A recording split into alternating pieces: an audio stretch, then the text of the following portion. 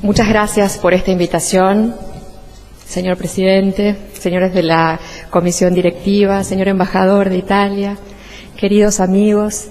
Voy a nombrar en particular a una persona y en ella reciban todos mi cariño, y esa es la señora Liliana Velando de Operti. Me emociona mucho tenerla aquí, a Liliana. Debo decir que esta presentación fue en todos sus términos cierta, señor presidente, pero no es la verdadera razón por la que estoy aquí. Yo estoy aquí por un caso de claro nepotismo y en algún momento a mi tío lo van a retar por esto, así que yo voy a tratar de hacer todo lo posible para que no lo reten mucho y que pueda sentirse orgulloso de su sobrina y ahijada.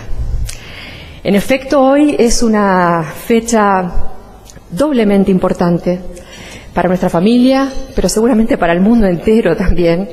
Para nuestra familia, porque como decía el señor presidente Wins, hoy era hubiera sido el cumpleaños de mi abuelo, don Héctor Amengual, que era un rotario orgulloso de serlo, convencido de que efectivamente la esperanza se fundamenta en acción, sí o no, y esa acción tiene que estar amparada por la libertad. Pero también, y fíjense cómo todo va teniendo su sentido, hoy es el día en que conmemoramos 73 años del desembarco de Normandía. Es un día también para celebrar la libertad y la democracia.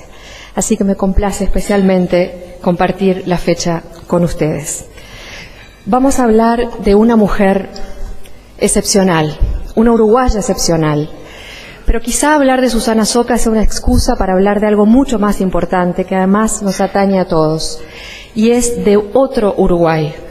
Es el Uruguay de la primera mitad del siglo XX, no para regresar a él, que sería imposible por otra parte y desaconsejable, sino para buscarlo como inspiración y reflejo de una sociedad que se enorgullecía de ser culta y educada, cimentada sobre todo en una educación pública ejemplar. Esta mujer, Susana Soca, que como verán ustedes, nació en 1906 en Montevideo, es hija de ese Uruguay y vivió, y fíjense cómo tiene sentido también la fecha, vivió en Francia desde 1938 a 1948 durante la ocupación de París, que tomó 4 años de ese lapso. Ahora vamos a hablar un poquito más de eso. Pero me interesa hablar particularmente de ella porque Susana es algo que yo he dado en definir una mestiza social. Una mujer que es hija de un hombre que vino de la más absoluta pobreza y de una mujer de Prosapia, de Alcurnia. Y si la vida nos le hubiese sido arrebatada el 11 de enero de 1959 en un accidente trágico en el aeropuerto Galeão de Río de Janeiro, probablemente esta mujer, que nos dejó con 50 y pocos años, hubiera hecho muchísimo por nuestra sociedad. Es más, ojalá tuviéramos muchas mujeres como Susana Soca. Susana fue, en efecto, una mujer amante de la libertad, tanto que cuando la liberación de París, el 25 de agosto del año 44, estoy segura de que muchos de quienes están aquí recordarán el día porque se festejó particularmente en nuestras calles. Tengo entendido que la sirena del diario El Día sonó esa vez. Susana salió a festejar a las calles de París con sus amigos y aquí se la ve en esta foto. Quiero destacar a uno en particular, que es el poeta Paul Eluard, que muchos de ustedes conocerán. Fue el primer esposo de Gala, quien luego sería la esposa de Salvador Dalí.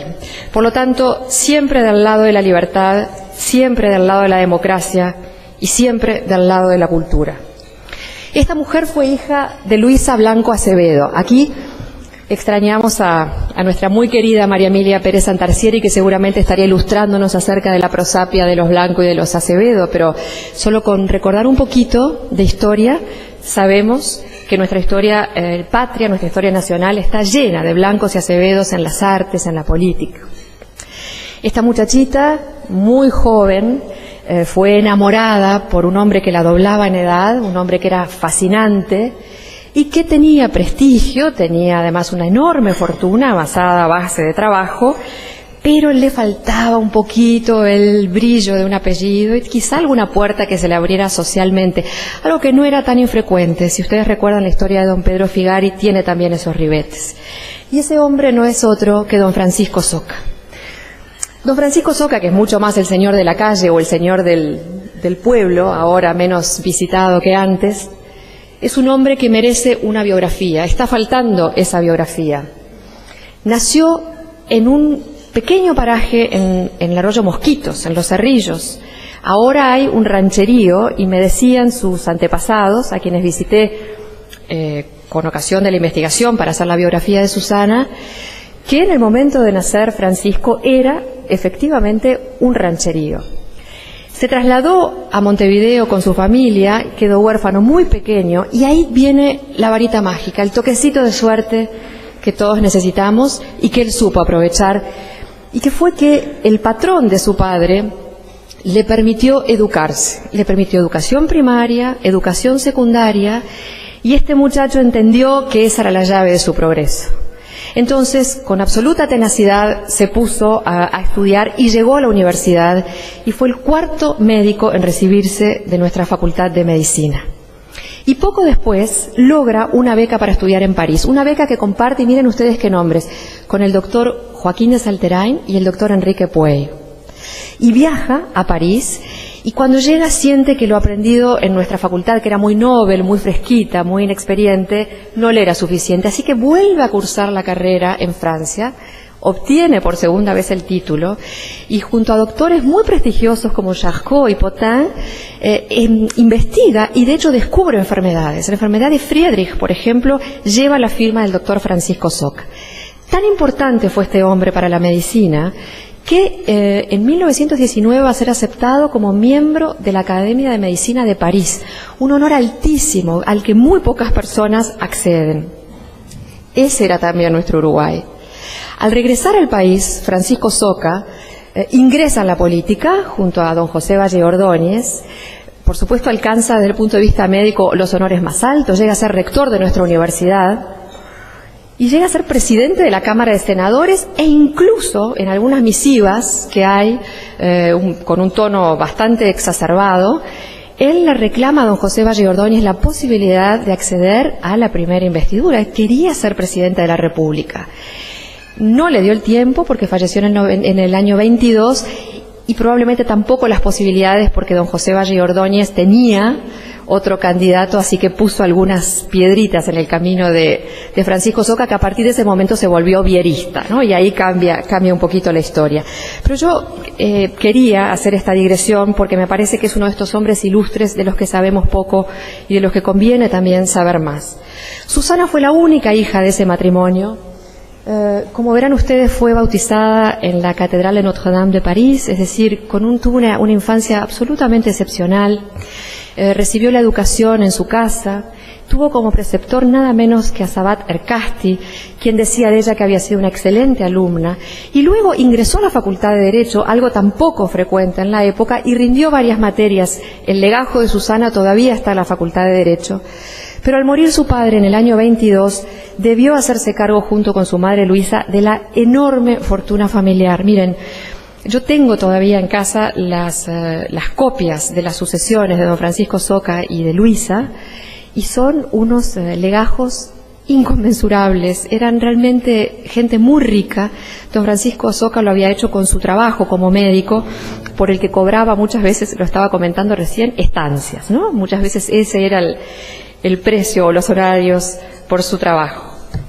Los viajes fueron para nuestra querida Susana cuestión bastante habitual desde pequeña. Aquí la vemos en la Alhambra en 1913, por lo tanto no es raro que ella dedicara el resto de su vida a viajar con su madre. Viajaban, se instalaban en París en un hotel que todavía se puede visitar y eventualmente uno puede alojarse allí. Es un hotel que se llama Georges V, a poquitos pasos del Arco de Triunfo, un hotel lujosísimo. Ellas alquilaban 2 pisos, en uno de esos pisos vivían las 2 señoras y en el otro vivían sus asistentes, y lo utilizaban como depósito para colocar las compras que iban haciendo en sus viajes por distintos países de Europa. ¿Y qué eran esas compras? Particularmente arte. Susana y su mamá traían de sus viajes a Europa mobiliario y sobre todo pintura. Las artes plásticas para Susana eran muy importantes. Se ve poquito, pero encima del escritorio que está ahí hay un Modigliani auténtico. Ese escritorio estaba en la calle San José 822, que era la casa de los Soca, a pasitos del Teatro Solís. Es una casa que recién estábamos hablando con la señora Nelly, con la señora Liliana. En este momento está ocupado por oficinas públicas y en franco deterioro, algo que también los uruguayos tenemos que hacer, reaccionar un poco para recuperar la tradición y el pasado y traerlo al presente, también un poco porque es parte de nuestra identidad. Pero esa casa está en tremendas condiciones y fue una casa que albergó una pinacoteca fabulosa. Lo que ven ustedes ahí es una de las pinturas de Claude Monet, es el Parlamento inglés detrás de la niebla, seguramente es una imagen que muchos tienen presente. Esa pintura también estuvo en Montevideo, y al morir la mamá de Susana, Luisa, en el año 68, esta obra fue rematada en $55.000, bastante para la época, pero aún así poco. Pero además, en esa casa hubo un magnífico retrato de Susana hecho por nada menos que Pablo Picasso en octubre del año 43. Y aquí llegamos a la etapa parisina y a establecer esos puentes magníficos entre Francia y Uruguay. Como ustedes saben, los parisinos, muchos habían huido y, endulzados por las promesas del mariscal Pétain, regresaron a París. Otros ni siquiera salieron porque pensaron que el ejército nazi jamás iba a llegar, iba a ser detenido en el frente. Y cuando quisieron acordar aquel tremendo día de junio del año 40, se vieron entrampados, ¿no?, en esa ocupación que duró 4 años. Picasso entre ellos. Picasso, que había sido un ferviente admirador de la República y por lo tanto estaba en la mira de los nazis, que lo dejaban vivir, pero cada tanto visitaban su estudio y se le llevaban alguna cosita. Y por lo tanto sobrevivió retratando a personas de sociedad que pagaban por sus retratos. Este retrato, disculpen que pasó la diapositiva, es el que le hizo a Susana y que en este momento tiene un paradero desconocido. Yo fantaseo mucho con entrar a alguna casa algún día y encontrarlo, pero sí es interesante consignar que está registrado en lo que se llama el Catálogo Razonado de Picasso, 36 volúmenes que están en custodia del Museo de Bellas Artes de Buenos Aires. Es decir, que esa pintura, si algún día se encontrara, tendría un valor real y un vínculo con Susana Soca. Como les decía, Susana vivió en esa París tremenda, en esos 4 años de ocupación. Aquí vemos la entrada del ejército nazi por Champs-Élysées, y aquí vemos el Día de la Liberación. Fíjense qué distintas las historias, el general de Gaulle entrando a pie, ¿no?, con esa prestancia a través del mismo arco. Vivió el París del racionamiento, el París en el que había que llevar las cartillas y uno recibía los víveres según el tipo de ciudadano que era. Los ciudadanos estaban clasificados en categorías. Vivió el París de los apagones o de los apagones obligados durante la noche para evitar los bombardeos. Vivió el París expoliado en su arte, que probablemente sea una de las joyas más grandes que tiene esa ciudad. Miren lo que era el Museo del Louvre durante la ocupación. La buena noticia es que antes de que entrara el ejército nazi, algunos parisinos, previendo lo que podía pasar, desmontaron de los marcos algunas obras que fueron escondidas en lugares inverosímiles. Esta, por ejemplo, es una mina de sal y no se ve con claridad, pero ahí está el astrónomo de Vermeer y hay un Rembrandt en el piso. Imaginen ustedes las condiciones de conservación de esos cuadros. También en los Château de Loire, en los sótanos del Château de Loire, eso permitió que algunas obras fueran recuperadas pasada la guerra. Toda esta es brevemente una historia terrible de lo que se vivió en esa época, pero hay que decir que el mercado negro funcionaba. Y funcionaba de tal manera de que, por ejemplo, había víveres para los cafecitos de París, donde alternaban los oficiales nazis con los parisinos. Y también los cabarets, tan adorados por los oficiales alemanes que veían en estas chicas parisinas una cuestión muy liberal. Y también el París de las tertulias, los antiguos salones del siglo XVIII renovados. Tertulias en las que muchas veces, sin llegar a ser colaboracionista, había que entablar una convivencia, digamos, discreta y pacífica, y ahí el señor que está comiendo un bocadillo es Goering. Y más abajo lo tenemos admirando un cuadro, porque cuenta sobre todo una de las señoras que organizaba estas tertulias, una señora Florence Gould, que Goering, que por supuesto era invitado, y si no era invitado, se autoinvitaba a estas cenas, y que era un especial admirador de las artes plásticas, caminaba por los salones y elegía los cuadros que se iba a llevar. Algunos para ser destruidos, como saben ustedes, aquel concepto de arte degenerado que se impuso durante el nazismo, y otros para ser vendidos o para ser admirados en sus propias casas. Este fue el París en el que Susana sobrevivió.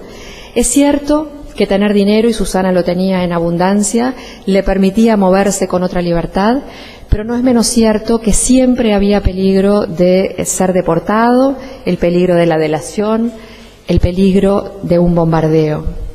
Sin embargo, durante todo ese tiempo, esa mujer no dejó de pensar en cómo hacer algo para tender puentes entre esa Europa que ella adoraba y esa Montevideo, ese Uruguay, pero sobre todo debo decir esa ciudad de Montevideo que le hacía tener su alma partida en dos. Y entonces, apenitas terminada la guerra, Susana empieza a publicar, por supuesto financiado absolutamente por ella, una revista que se llama La Licorne. Quizá algunos de ustedes tengan algún ejemplar en su casa, consérvenlo porque son muy valiosos estos ejemplares, casi no hay.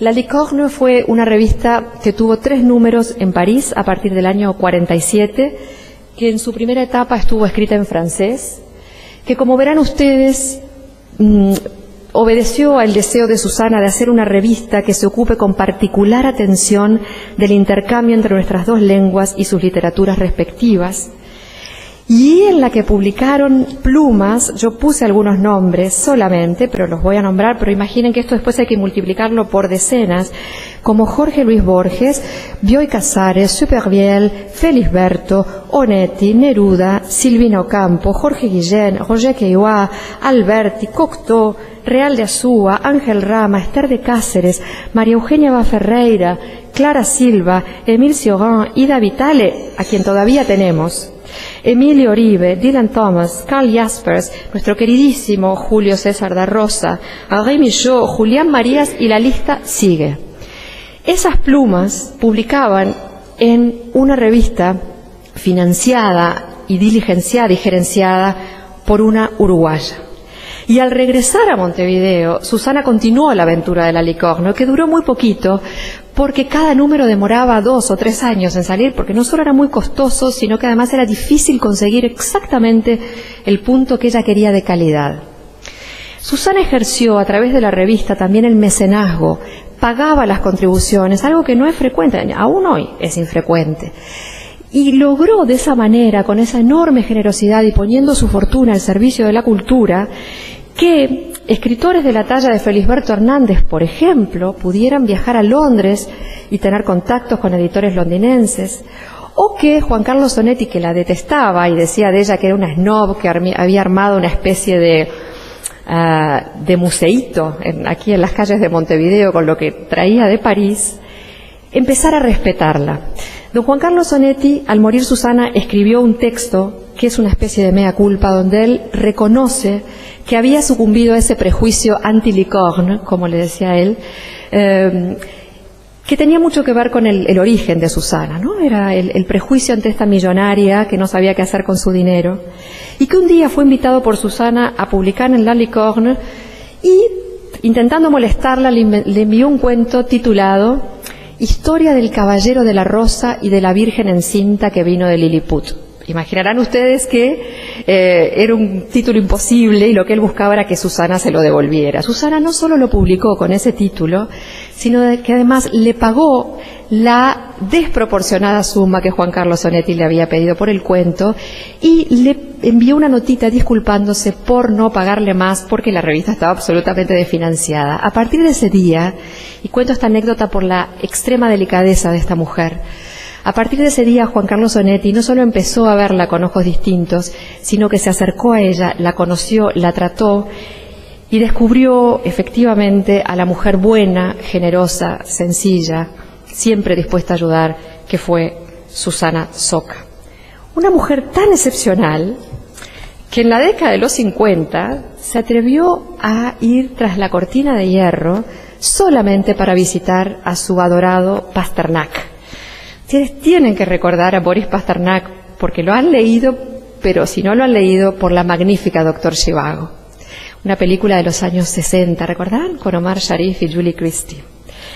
Yo debo mucho a esa película porque creo que mis papás, la primera salida de novios que hicieron fue a verla, así que todo va teniendo sus puntos de contacto.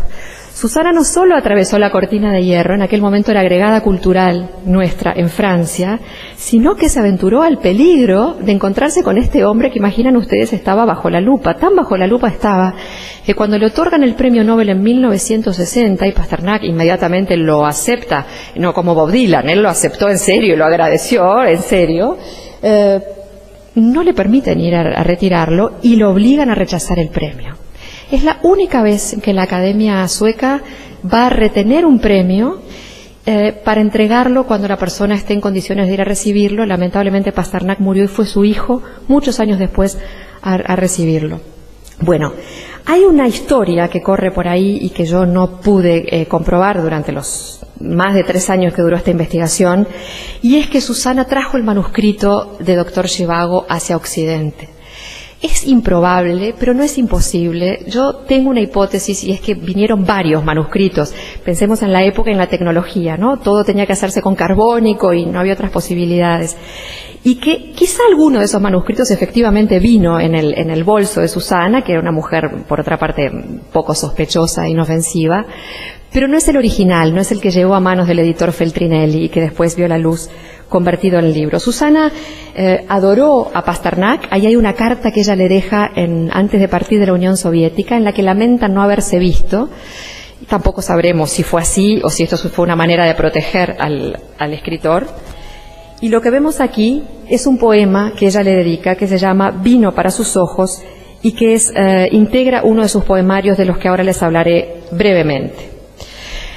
Al retornar a Montevideo, Susana no solamente se preocupó por organizar tertulias, ayudar a bailarines que en aquel momento estaban despuntando en un ballet muy incipiente, ayudar a escritores, fomentar la cultura en todos sus aspectos, sino que rindió o intentó rendir homenaje a su padre, construyendo en el pueblo Soca esta capilla que muchos de ustedes conocerán, que lamentablemente solo se puede visitar en el fin de semana del patrimonio, pero que yo aspiro que en algún momento sea abierta, no como capilla, porque nunca llegó a ser consagrada, pero quizás sí como un centro cultural que revitalizaría muchísimo esa zona, que ha quedado un poco abandonada, pero que también conectaría los balnearios del este con la capital y sería un punto intermedio donde se podrían hacer actividades muy interesantes.